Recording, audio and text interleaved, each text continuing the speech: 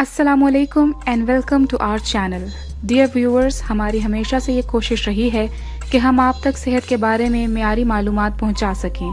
Please हमें अपनी राय से ज़रूर आगाह कीजिएगा। आपकी राय हमारे लिए बहुत अहमियत रखती है।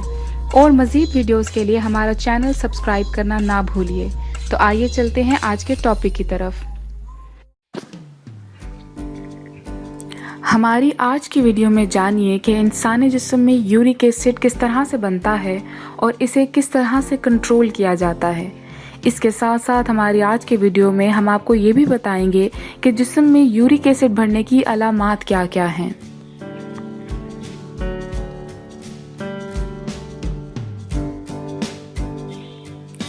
प्यूरेन के टूटने की वजह से जिस्म में यूरिक एसिड बनता है जो खून से गुर्दों तक पहुंचता है और गुर्दों से पेशाब के जरिए जिस्म से बाहर खारिज हो जाता है।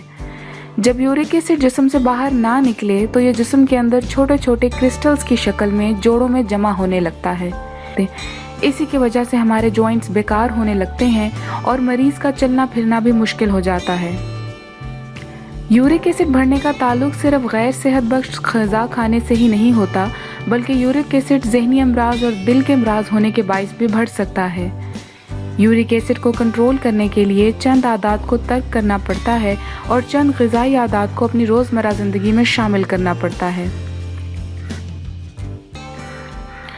यूरिक एसिड बढ़ने की अलामात में सबसे पहले जोड़ों में दर्द होना, पैर के अंगूठों में सूजन भरना और जोड़ों में सूजन भर जाना है। यूरिक एसिड बढ़ने लगे तो बड़े गोश्त का इस्तेमाल यानी बीफ का खाना कम से कम कर देना चाहिए। खाने को जैतून के तेल के अलावा घी या किसी और तेल में पकाना बिल्कुल नहीं चाहिए। कम चिकनाई वाला दूध का इस्तेमाल ज़्यादा से ज़्यादा रखना चाहिए।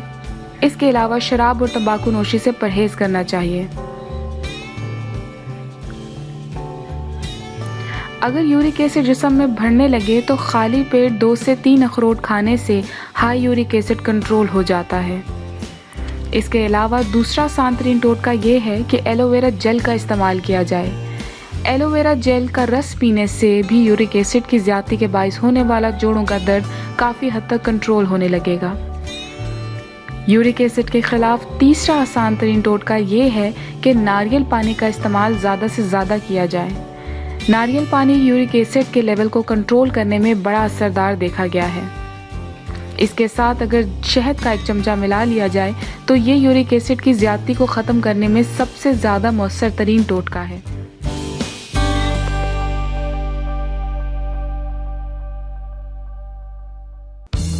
अगर आपको हमारी ये वीडियो पसंद आई है तो प्लीज़ इसको ज़रूर लाइक कीजिए और अपने दोस्तों के साथ शेयर करना ना भूलिए। शुक्रिया।